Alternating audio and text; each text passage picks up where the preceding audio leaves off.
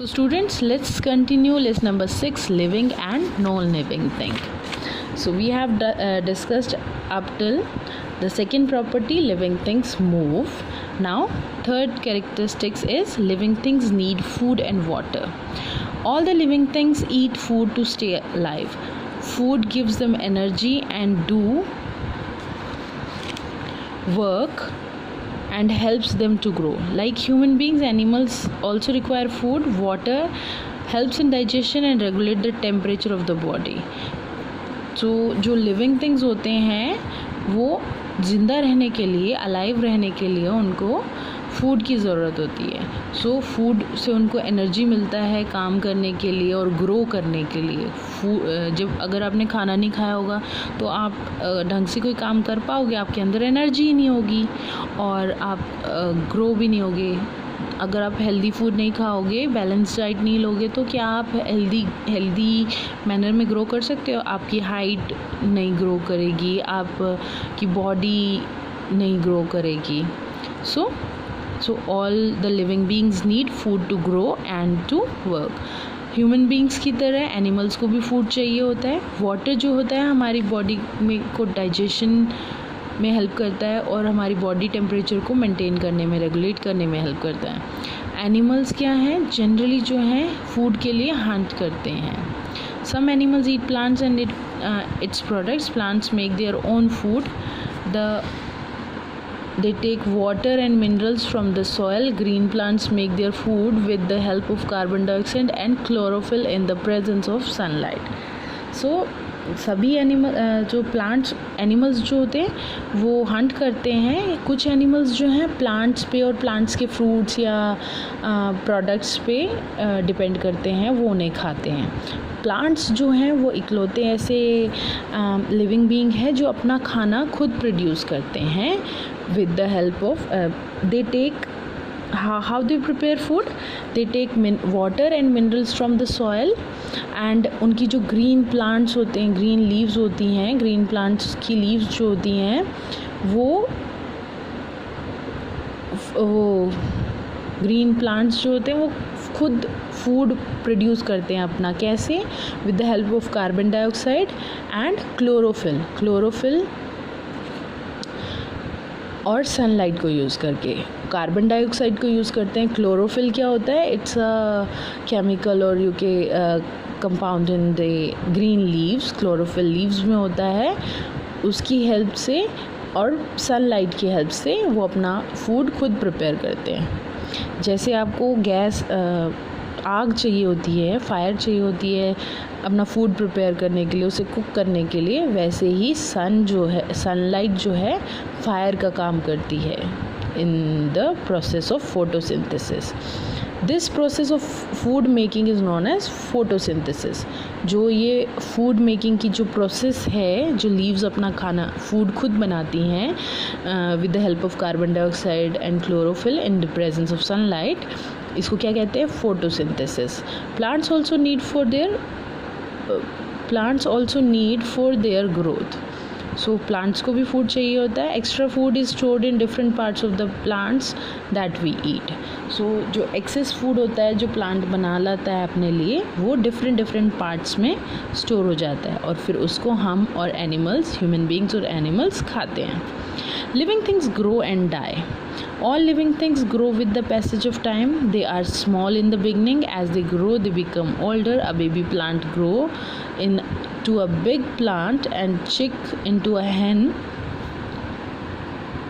after some time. So a baby girl grows into a young girl and then into a woman. Human beings and animals grow at certain age, but plants grow continuously through out their life.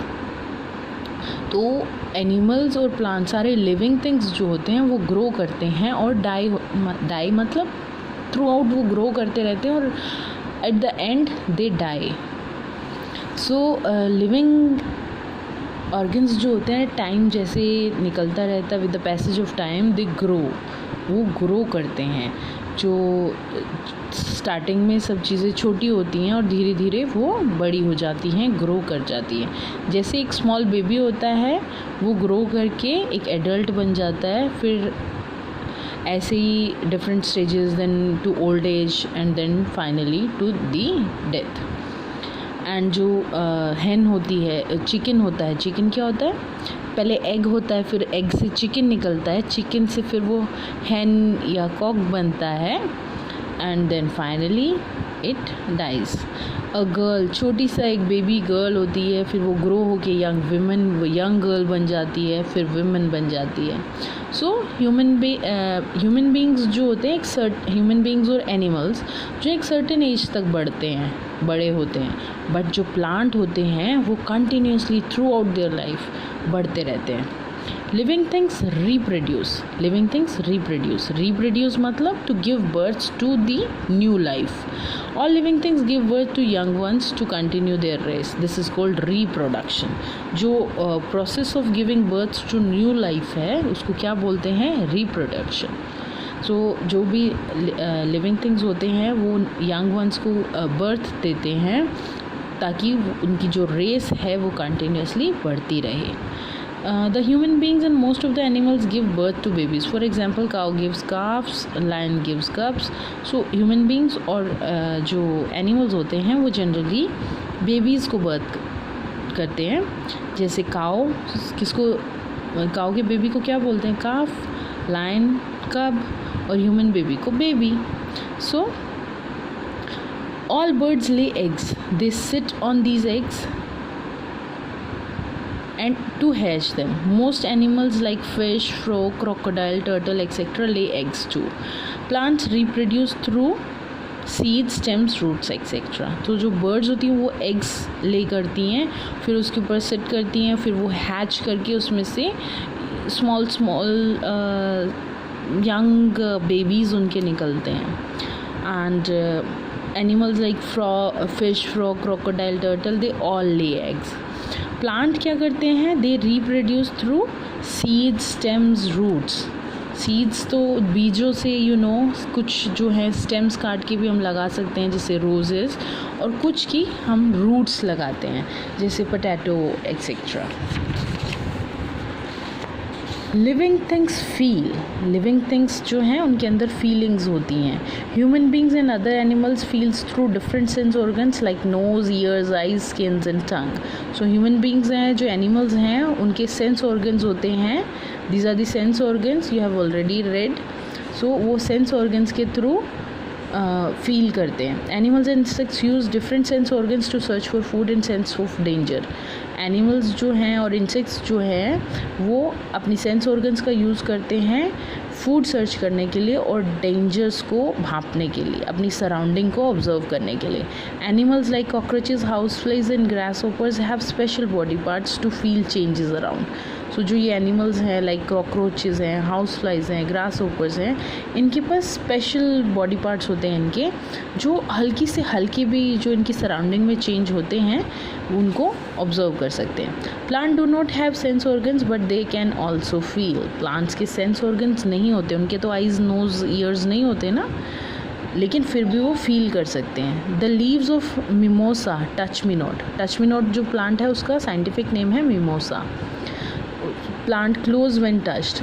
तो touch me not को जैसे हम touch करते हैं वो क्या करता है, क्लोज हो जाता है. Some flowers like morning glory and portulaca open their petals in morning and close them in the evening. Plants grow towards light. Plant जो होते हैं लाइट की तरफ बढ़ते हैं, और कुछ प्लांट्स लाइक मॉर्निंग ग्लोरी या फिर पोट्रेशिया, ये जो हैं ये मॉर्निंग में खिल जाते हैं. सुबह सुबह फ्लावर्स जो होते हैं वो खिल जाते हैं ना, they open up their petals, and in the evening वो मुरझा जाते हैं, क्लोज कर लेते हैं अपनी पेटल्स को. हिबिस्कस फ्लावर आपके घर में हो तो देखना वो भी ऐसे ही करता है, मॉर्निंग में खिल जाता है और इवनिंग में क्लोज कर लेता है अपनी लीव्स को. Features of non living thing. The things that do not have life in them are called non living things. All non-living things do not show the features of living things. They do not need food. They do not move, breathe, feel, grow or reproduce. जो non living things होते हैं उनकी जो characteristics क्या है, जो non living things में होती है उनमें से कोई भी कैरेक्टरिस्टिक्स उनके पास नहीं होती. ना वो ग्रो करते हैं, ना ब्रीथ करते हैं, ना फील करते हैं, ना ही रिप्रोड्यूस करते हैं. सिमिलैरिटीज़ भी होती है दोनों लिविंग थिंग्स और नॉन लिविंग थिंग्स में कुछ सिमिलैरिटीज़ हैं, जैसे कि living and non living things are also similar in some ways. Both living and non living things have a definite shape, size and weight. They respond to their surroundings. एक जो चीज़ें common है वो क्या है कि उनका एक डेफिनेट शेप, साइज़ और वेट होता है और वो अपनी सराउंडिंग्स से रिस्पॉन्ड करती है. जैसे कि लिविंग थिंग्स कैसे रिस्पॉन्ड करती हैं. नॉन लिविंग थिंग्स कैसे करती हैं कि आयरन को आप मॉइस्चर में छोड़ देंगे तो क्या होगा, उसमें जंग लग जाएगा. आयरन और स्टोन को भी, उस स्टोन को मॉस यानी काई लगनी स्टार्ट हो जाएगा. सो दे observe their surroundings, they react to their surroundings. Similarly, our skin becomes dry and cracks appear in winter. तो हमारी स्किन भी क्या होती है कि ड्राई हो जाती है, क्रैक्स अपीयर होने लगते हैं,